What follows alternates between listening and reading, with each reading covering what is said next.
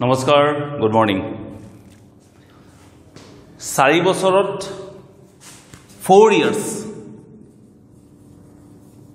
equal to rupees 23.43 lakhs income কৰিব বিচাৰিছে নেকি 4 বছৰ আকৌ কৈছো 4 yearsত তোমাৰ ইনকাম হ'ব total 23,43,000 rupees তুমি গভৰ্নমেন্ট অফ ইন্ডিয়াৰ পৰা আৰ্ন কৰিব বিচাৰিছা নেকি বিশেষ জানিবৰ কাৰণে আপুনি মোৰ ভিডিওটো চাব লাগিব কথাখিনি এনেকুৱা মই আকৌ কৈ দিছো 14/6/2002 Ministry of Defense অর্থাৎ গভর্নমেন্ট অফ ইন্ডিয়ায় এটা স্কিম লঞ্চ কৰিছে স্কিমটোৰ নাম হৈছে অগ্নিপথ ৰিক্ৰুটমেন্ট স্কিম এই স্কিমৰ দ্বাৰা ইন্ডিয়ান আৰ্ম ফোৰ্সত অৰ্থাৎ সৈন্য বাহিনী আমাৰ কেইটা আছে আৰ্মি আছে নেভি আছে আৰু এয়াৰ ফোৰ্স আছে বায়ু সেনা নৌ সেনা আৰু স্থল সেনা বুলি যাক আমি অসমীয়াত কোৱা যায় এই তিনটা সেনাত প্ৰতি বছৰে 46,000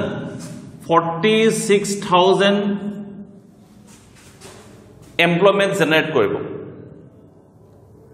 তাৰে 25%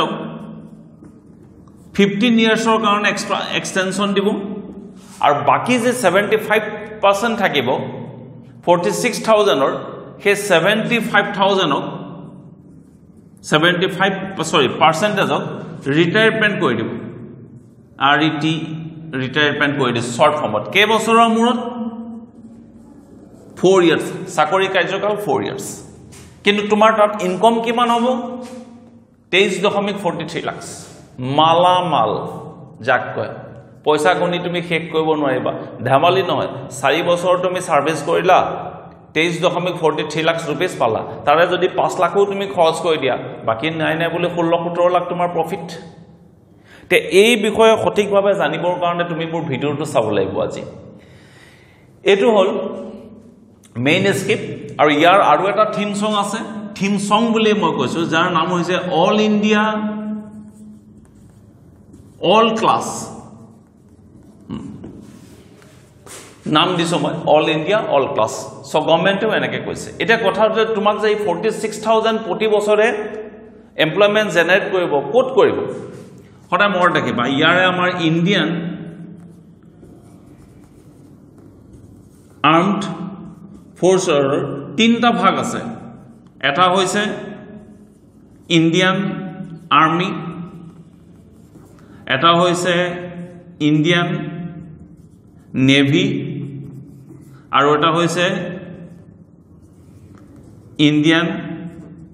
এয়াৰ ফোৰ্স এই 46,000 এটা কমন এন্ট্ৰেন্সৰ দ্বাৰা পাতিব কমন এন্ট্ৰেন্স পৰীক্ষা পাতিব এজ লিমিট এটা দি দিছে তাক তোমাৰ বয়স যদি 17 বছৰ 5 মাহৰ পৰা 21 বছৰৰ ভিতৰত হয় আৰু বিভিন্ন এলিজিবিলিটি এডুকেশনৰ কোৱালিফিকেশন থাকিব মই আই উইল গোইং ডিটেইলস দেয়াৰ অলপ পিছতে মই ডিটেইলছত যাম তোমাৰ মই আকৌ শৰ্টকাটত কৈছো তোমাৰ বয়স যদি 17 বছৰ 5 মাহৰ পৰা তাৰমানে 17.5 বছৰৰ পৰা 21 বছৰৰ ভিতৰত হয় তেতিয়াহলে তুমি যদি 23.43 লাখ रुपीस ইনকাম কৰিব বিচাৰিছা তেতিয়াহলে তুমি অগ্নিপথ ৰিক্ৰুটমেন্ট স্কিমৰ আন্ডাৰত সেন্ট্ৰালি পৰীক্ষা দিব লাগিব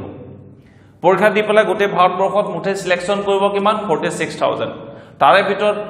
25% 15 বছৰৰ কাৰণে আকৌ এক্সটেনশন কৰিব তাৰমানে তোমাৰ স্কিল চাব স্কিল কেনেকুৱা তুমি কেনেকুৱা কাম কৰিছা চৰকাৰৰ ফৰে হেতু চাই পেলা বাকি 75% ৰিটায়াৰমেন্ট দি দিব ৰিটায়াৰমেন্ট দিলো তুমি কিমান পাবা 23.43 লাখ পাবা তোমাৰ বয়স এটো হ'ব লাগিব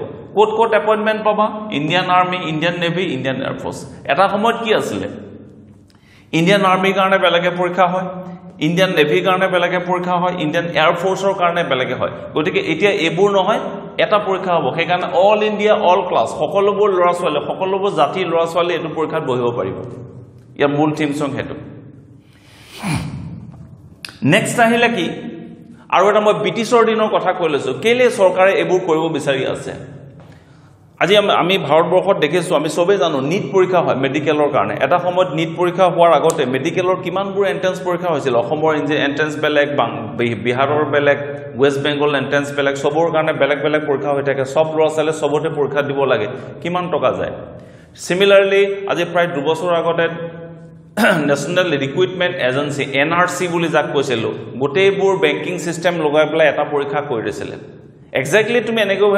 one nation, one law, one nation, one exam. Exactly same concept. Armed forces, jimanbure appointment hobo, tar eta porikha through hobo. Theme ki all India, all class. Aru eta Britishor khetrot moi thaki gol, Britishe ki korisile? এই arm force বিলাকত চাবচোন Bihar regiment Assam rifles Jammu and Kashmir rifles Naga regiment এইবোৰ বিভিন্ন ধৰণৰ গুৰখা regiment বহুত popular ব্ৰিটিছে কি কৰিছিল গুৰখাবিলাকে খুব বেছি প্ৰটেষ্ট কৰিলে এটা ৰেজিমেন্ট বনাই তাত এগাল মানুহক এপইন্টমেন্ট দিছিল অসমক ঠাণ্ডা কৰিবৰ কাৰণে আসাম ৰাইফলছ দিছিল নাগাবোৰক ঠাণ্ডা কৰিবৰ কাৰণে নাগা ৰেজিমেন্টছ বনাইছিল জম্মু কাশ্মীৰৰ কাৰণে জম্মু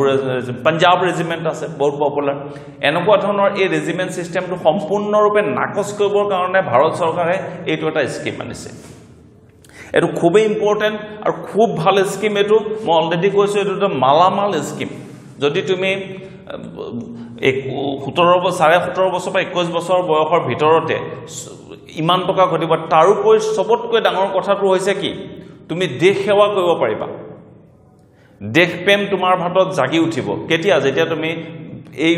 সেনা বাহিনীত যোগদান কৰিবা সবে কয় সেনা বাহিনীত যোগদান কৰা মানুহৰ দেশ প্ৰেম অতুলনীয় তাৰ লগত মোৰ কেতিয়াও দেশ প্ৰেমৰ লগত তেওঁলোকৰ লগত কম্পেয়াৰ নহয় সিহঁতৰ এটা বেলেগ লেভেলত থাকে ইউনিফৰ্ম পিন্ধাৰ লগে লগে তেওঁলোকৰ যেটো existence তেওঁলোকৰ যেটো fighting capacity these are completely different from a general people আৰু এটা কথা মোৰ দেখিবা জিএ পৰীক্ষাত ক্লিক কৰি জিনে আৰ্ম ফোৰ্সত চাকৰি পাব তেওঁলোকক অগ্নিবীৰ বুলি কোৱা হয় কি বুলি কোৱা হয় অগ্নিবীৰ বুলি কোৱা হয় শৰ্ট ফৰ্মত মই আকৌ কৈ দিছো অগ্নিবীৰৰ কিন্তু কোনো পেনশন নাথাকে নো পেনশন মই আকৌ ক্লিয়াৰ কৰি দিছো অগ্নিবীৰ বিলাকৰ কি নাথাকিব কোনো পেনশন নাথাকিব আৰু এটা কথা কৈ দিছো আৰু তুমি যেতিয়া আৰ্ম ফোৰ্সত যাবা আৰ্ম ফোৰ্সত তোমাৰ কেতিয়াবা জখম হ'ব পাৰে হাত ভাঙিব পাৰে ভৰি ভাঙিব পাৰে বা তুমি মৃত্যুবৰণ কৰিব পাৰা মই এটো কথা নকওঁ কাকো আৰু বিভিন্ন ধৰণৰ ক্ষতি হ'ব পাৰে তোমাৰ গতিকে সেই ক্ষতিখিনি পূৰণ কৰিবৰ কাৰণে চৰকাৰে 48 লাখৰ এটা ফ্ৰী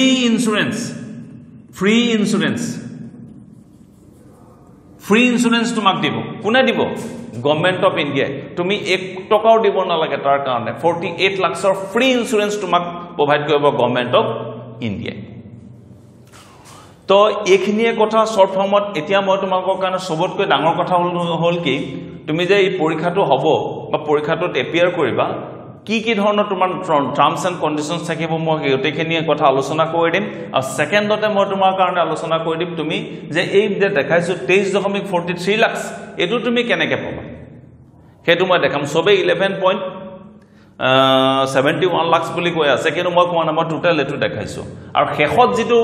ৰিটায়াৰমেন্টৰ সময় যেটো পইচা পাব তাক সেৱা নিধি বুলি কৈছে সেৱা নিধি তুমি যেটো দেশৰ কাৰণে সেৱা কৰিলা এটোৰ কাৰণে তোমাক এটা পইচা দিব which is completely exempt from income tax কোনো নালাগে তাতে আৰু এটা অগ্নিবীৰৰ মূল থিমে হৈছে younger একেবাৰে ইয়ং ল'ৰা ছোৱালীবোৰ থাকিব স্কিল তেওঁলোকক সমাহৰ কাৰণে ট্ৰেইনিং দিয়া হ'ব আৰু টেকনলজিক্যালি এডভান্সড মই আকৌ কৈছো Agniveer means a younger skilled and technologically advanced forces একদম আৰু এটা উদ্দেশ্য হৈছে চৰকাৰৰ যে আমাৰ যেটো ফোৰ্স হ'ব আৰ্ম ফোৰ্স হ'ব হেতু যাতে সম্পূৰ্ণৰূপে ডেকালৈ পৰিৱৰ্তন হৈ যায় ইয়ং হৈ যায় কেলে এতিয়া আমি যদি চাও তিনটা ফোৰ্সৰ আমি অন এন এভাৰেজ যদি উলিয়াও তেতিয়া দেখা যায় যে আমাৰ ভাৰতৰ প্ৰত্যেক আৰ্ম ফোৰ্সৰ প্ৰত্যেকটো ব্যক্তিৰ এভাৰেজ যেটো এজ হৈছে এটো হৈছে 32 ইয়াৰ্স এটা আমেৰিকাৰ প্ৰায় 28 to 27 years মানে যে পাহৰি গৈছো কিন্তু 28 বা 27 years এভাৰেজ এজ কিন্তু আমাৰ 32 ইয়াৰ্স গতিকে আমাৰ যাতে এজ টু কমাব পাৰি হেতু এটা ডাঙৰ উদ্দেশ্য আৰু এটা সবতকৈ ডাঙৰ কথা হৈছে যেহেতু 46,000 পৰা 75% অফ ৰিটায়াৰমেণ্ট দি দিব গতিকে এটা ভাৰতবৰ্ষত crores of 1000 crores rupees প্ৰতি বছৰে পেনশন দিব লাগে সেই পেনশনৰ বুজাটো গভৰ্ণমেণ্ট অফ ইণ্ডিয়াৰ নাইকিয়া হৈ যাব another 5 years মানৰ পৰা এই বস্তুটো কমি গৈ থাকিব লাহে লাহে আৰু যেহেতু এটা 1 rank 1 OROP কাৰণে 1 rank 1 পেনশনৰ কাৰণে ৰিটায়াৰ্ড আৰ্মি অফিচাৰ আৰু ৰিটায়াৰ্ড ডিফেন্স পাৰ্সোনেল ব্লক যথেষ্ট সংখ্যক পেনশন দিব লাগে চৰকাৰৰ হেতু এটা ডাঙৰ বুজা হয় সেই বুজাটো নাইকিয়া কৰিব বিচাৰিছে থ্ৰু অগ্নিপথ ৰিকুইপমেণ্ট স্কিমৰ দ্বাৰা এতিয়া তুমি কোনে কোনে এই পৰীক্ষা যেটো চেন্ট্ৰেলি পৰীক্ষা হ'ব সেই পৰীক্ষাত এপ্লাই কৰিব পাৰিবা কি মানছত এপ্লাই কৰিবা মই এটো ডিটেইলছ তোমালোকৰ কাৰণে দেখাই দিছো এতিয়া মই এডুকেশনাল কোৱালিফিকেশনৰ কাৰণে মই এখন টেবুল বনাই লৈছো এখন টেবুলখন তোমালোকে স্ক্ৰিনশ্বটো মাৰি ৰাখিব পাৰিবা এতিয়া প্ৰথম ক্যাটাগৰীটো লৈছো সোলজাৰ জেনাৰেল ক্যাটাগৰী যাক আমি জিডি বুলি কওঁ ইয়াৰ কাৰণে তুমি 10 HSLC পাস হ'ব লাগিব HSLC with 45% মাৰ্কস তোমাৰ এগ্ৰিগেট যদি থাকে আৰু যদি তুমি 17.5 ৰ পৰা 21 ইয়াৰ্ছৰ এজৰ হয় তেতিয়াহলে তুমি এটো পোষ্টৰ কাৰণে এপ্লাই কৰিব পাৰিবা নেক্সট আৰু আহিব সোলজাৰ টেকনিশিয়ান সোলজাৰ টেকনিক্যাল বুলিও কয় সোলজাৰ টেকনিক্যাল ইয়াৰ কাৰণে হ'ব 10+2 with physics chemistry maths and english তোমাৰ সাবজেক্ট থাকিব লাগিব ইয়াটো একে age limit same soldier technical next আছে soldier clerk or storekeeper technical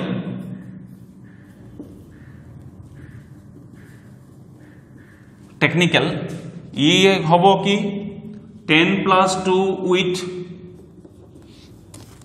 50% mark থাকিব লাগিব এগ্রিগেট থাকিব লাগিব ই arts science and commerce all stream or student apply korbo laibo age limit 17.5 to 21 years same then soldier nursing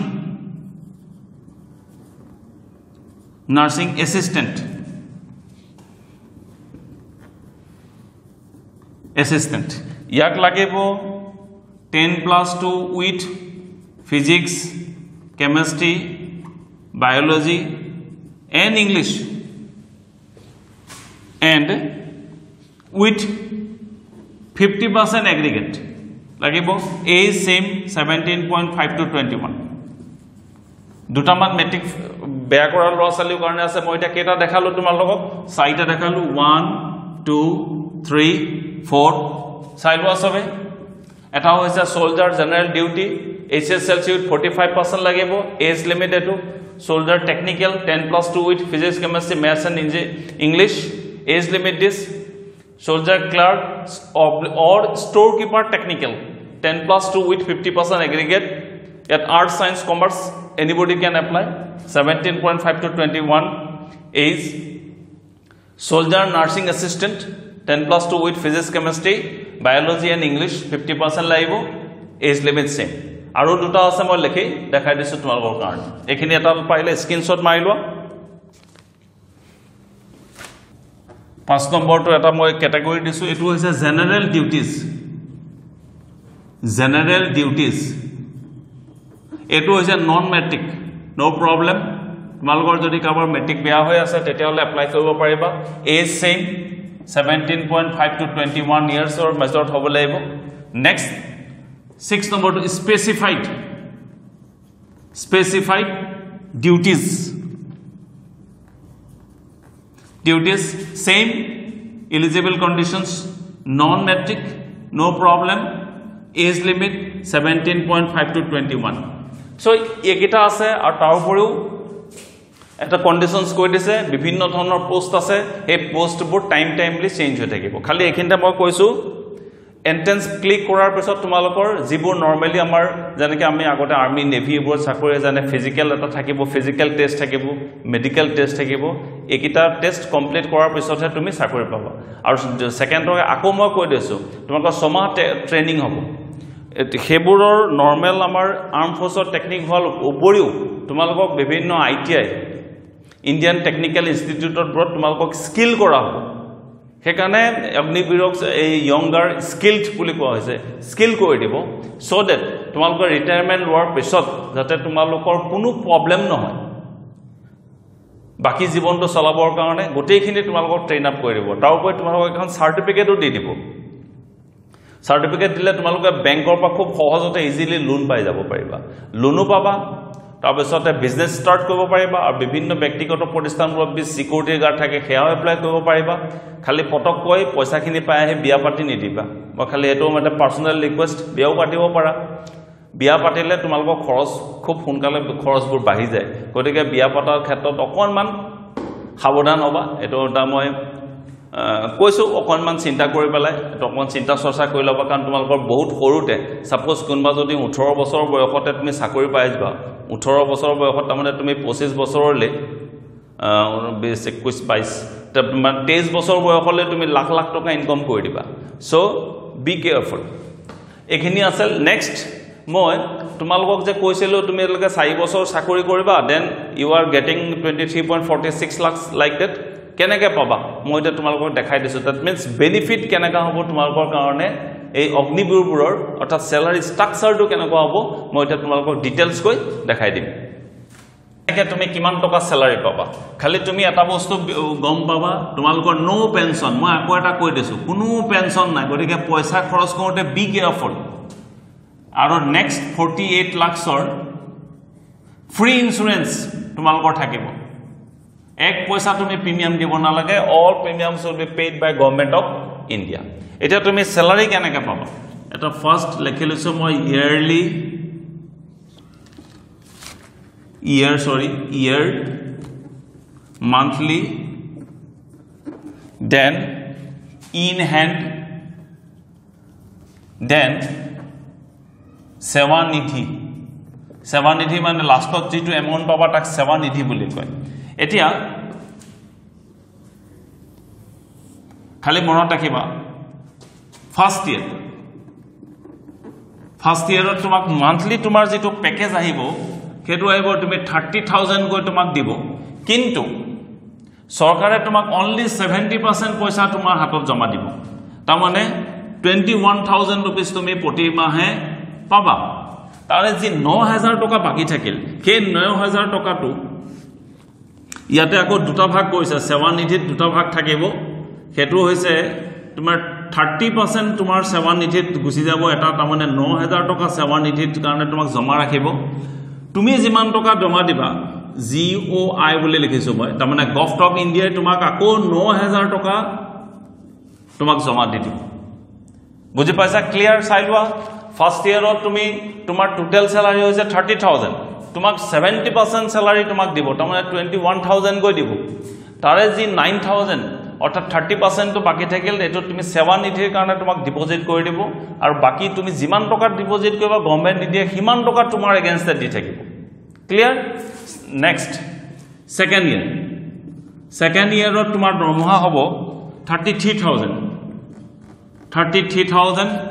তাৰে 70% 23,100 rupees তুমি পাবা ইয়াৰে যি বাকি থাকিল 9,900 rupees এটো সেৱা নিধিত গুচি যাব আৰু চৰকাৰে তোমাক দিব 9,900 rupees সিমিলাৰলি থাৰ্ড ইয়াৰত তোমাক দিব 36,500 rupees তোমাৰ চেলাৰী থাকিব টোটেল পাৰ মান্থ তাৰে ভিতৰত তোমাক দিব 70% 25,580 rupees কৈ তুমি পাবা 30% ইয়াৰে 30% অৰ্থাৎ 10,950 rupees তুমি সেৱা নিধিত যাবগৈ গভৰ্ণমেণ্টে দিব তোমাক 10,950 rupees সিমিলাৰলি 4 ইয়াৰত অৰ্থাৎ লাষ্ট ইয়াৰত তোমাৰ চেলাৰী হ'বগৈ 40,000 তাৰে তোমাক 70% অৰ্থাৎ 28,000 rupees তুমি প্ৰতি মাহে পাই থাকিবা আৰু বাকি যি তোমাৰ থাকিল 12000 rupees এই 12000 এ 7 নিধিত যাবগৈ 30% আকৌ চৰকাৰে দিব তোমাক 12000 এতিয়া কেছ হল চোৱা অংকখিনি খুব ভালকৈ বুজি এটা আকৌ বুজাই দিছো ফাৰ্স্ট ইয়াৰত তোমাৰ টোটাল পেকেজ মান্থলি 30000 তাৰে 70% অৰ্থাৎ 21000 rupees এ তুমি পাবা বাকি যি 9000 আছে তোমাৰ ৰিটায়াৰমেন্টৰ কাৰণে ৰাখি দিছে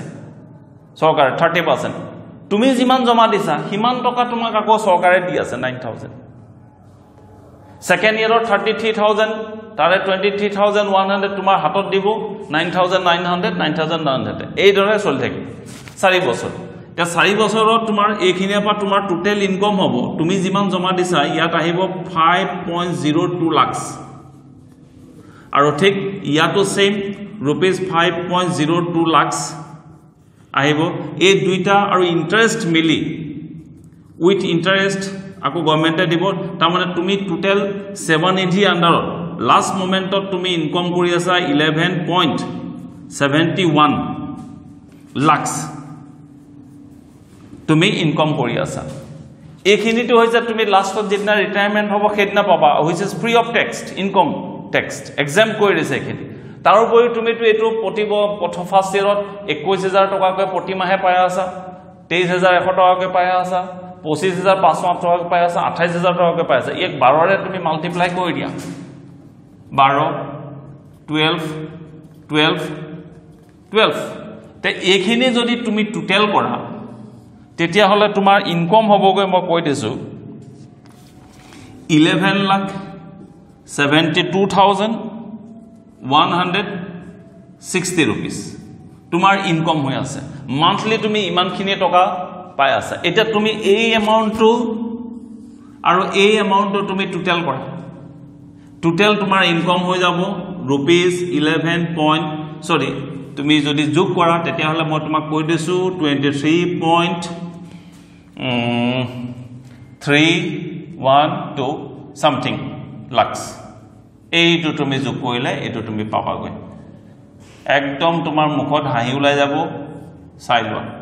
পুৰা হাঁহি তোমাৰ মুখত তুমি লাষ্টত অল টোটাল যদি চোৱা তেতিয়া হলে তোমাৰ হাতত আহি আছে 23.43 লাখ তাৰমানে 23,43,000 approximate তুমি পাবা আৰু কেটকা মান বেছিহে পাবা 460 rupees মান মোৰ মতে 160 মান তুমি বেছি পাই যাবা বাকিখিনি এখিনি এটা কি কৰা তোমাৰ কথা গটিকে দেখা গল যে অগ্নিপথ স্কিমৰ দ্বাৰা যেটো স্কিম আনিছে চৰকাৰে এটো খুবই প্ৰফিটেবল স্কিম হৈ আছে চৰকাৰৰ ইয়াত চৰকাৰে তোমাক 4 বছৰৰ বয়সত 4 বছৰৰ ভিতৰত যথেষ্ট টকা তোমাৰ কাৰণে দি আছে ইনকাম কৰিবৰ কাৰণে কৰি পেলাই তোমালোকে বাকিখিনি জীৱন আৰামসে কটাব পাৰিবা কিবা এটা বিজনেস কৰি পেলাই কিবা এটা কাম কৰি পেলাই হেতুৱে চৰকাৰৰ উদ্দেশ্য ইয়াত বহুত আছে এটা ডিটেইলছ কেবোৰ নাযাম মই খালি স্কিমটো অগ্নিপথ যেটো স্কিম আনিছে চৰকাৰে হেতুৰ ওপৰতে ডিসকাশনটো আজি মই ৰাখিছো পিছত কেইটা দিন এডভান্টেজ ডিসএডভান্টেজ এবোৰৰ কথা মই আলোচনা কৰিম হলেও মই ভাবো এটা খুবেই ইম্পৰ্টেন্ট আৰু বৰ্তমান সময়ত প্ৰয়োজনীয় স্কিম বলে মই নিজে ব্যক্তিগতভাৱে চৰ্চা কৰিছো it will be one of the Modi's government's top class scheme মোৰ ভিতৰতে এটো আহি যাব সো আশা কৰিছো মোৰ ভিডিওটো চাই সবে ভাল পাইছা আশা কৰিছো শেয়াৰো কৰিবা আৰু উইদিন 3 মান্থছৰ ভিতৰত অগ্নিপথ যেটো ৰিক্ৰুটমেন্ট স্কিম আছে স্টাৰ্ট হ'ব বৰ্তমান সময়ত 1.25 লাখ পোস্ট আমাৰ তিনটা আৰ্ম ফোৰ্স মিলি খালি আছে কিন্তু সৰকাৰৰ প্ৰপোজাল হৈছে প্ৰতি বছৰে 46000 কৈ এমপ্লয়মেন্ট জেনাৰেশন কৰিব এটো এমপ্লয়মেন্টৰ কাৰণে এটা ডাঙৰ বুষ্ট হৈ যাব যদি প্ৰতি বছৰে 46000 কৈ এমপ্লয়মেন্ট জেনাৰেট কৰে তেতিয়ালে এমপ্লয়মেন্ট জেনাৰেশনই নহব আমাৰ যেটো ভাৰতবৰ্ষৰ আৰ্ম ফোৰ্সৰ যেটো এনাৰ্জি হে এনাৰ্জি অৰ্থাৎ শক্তিশালী বহুত পৰিমাণৰ শক্তিশালী হৈ যাব তাতে তাৰ উপৰি গোটেখিনি লোৱা হৈছে ইয়ং ট্যালেন্টক জেনেকে শিকায় তেনেকে শিকে গটিকে আমাৰ ভাৰতবৰ্ষৰ যেটো আৰ্ম ফোৰ্সটো এটা আমাৰ যথেষ্ট পৰিমাণে শক্তিশালী হৈ যাব এতিয়াটো যথেষ্ট শক্তিশালী তাৰ উপৰিও ডেকা ল'ৰা ছোৱালীবোৰ যেতিয়া ইয়াত সোমাই যাব গটিকে আৰ্ম ফোৰ্সটো কিমান দূৰলৈ যাব সেইটো ভাবিবই নোৱাৰিম গতিকে আশা কৰিছোঁ সবে ভিডিঅ'টো চাই ভাল পাবা দেন টিল দেন আৰু নেক্সট এটা ভিডিঅ'লৈ আহিম আকৌ তোমালোকৰ মাজলৈ till then bye bye and take care